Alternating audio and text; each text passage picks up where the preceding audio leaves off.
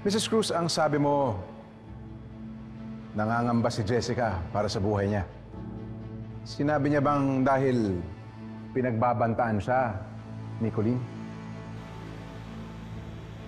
Opo. If so, when and where did this alleged threat transpire? Noong araw na magkagulo sa FMP dahil sa scamming ng kapatid ni Colleen na si Andrea.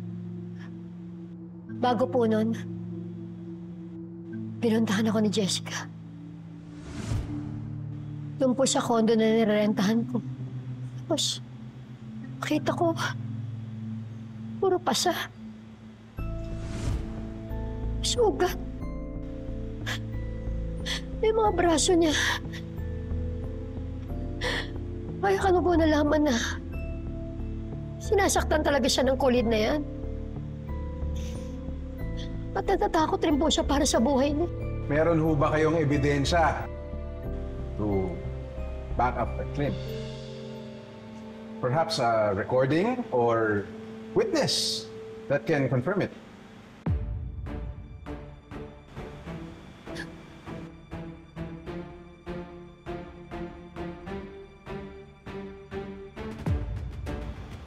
Please answer truthfully, Mrs. Cruz.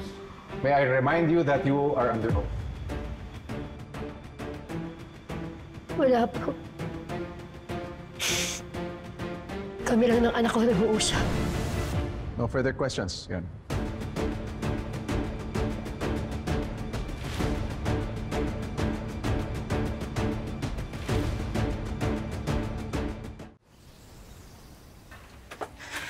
Hazel, friend, kausapin mo naman ako. Friend. Pagkatapos mo ako ilaglag sa korte, Hindi naman kita nilaglag. Baka kasi ituro mo ko eh. Hindi ko naman narinig yung pag-uusap niya ng inaanak ko. Baka tawagin ako doon sa witness stand. Hindi magmamatch yung sasabihin ko. so ano, Alice? Hahayaan ko na lang na isipin ng korte na yon na halos maging santo na yung Colleen na yon sa kabaitan? Matibay-tibay naman yung statement ni Timo eh. Pero maapektuhan nun ang desisyon ng judge. Paano kung babaan niya yung sentensya? Hindi ako papayag. I have to do something. Pero, ano? Ang gagawin natin? Wala naman ako mahanap na kagalit ng Colleen na yan para patunayang masama ang ugali niya.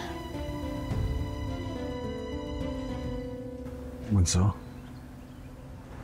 Tay, salamat po Pinagtanggol niyo po ako kanina.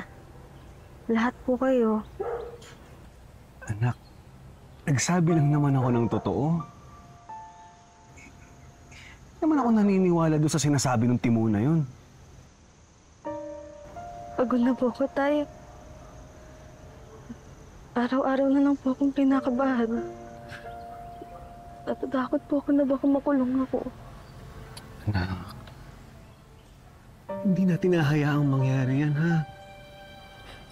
Pero Tay, paano po?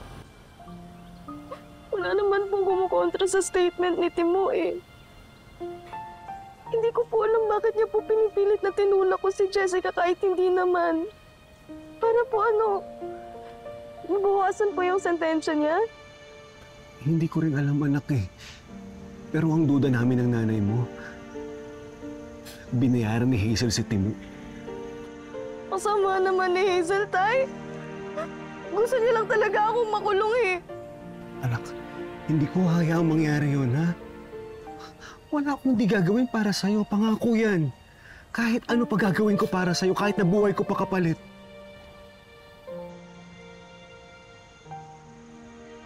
Tama na.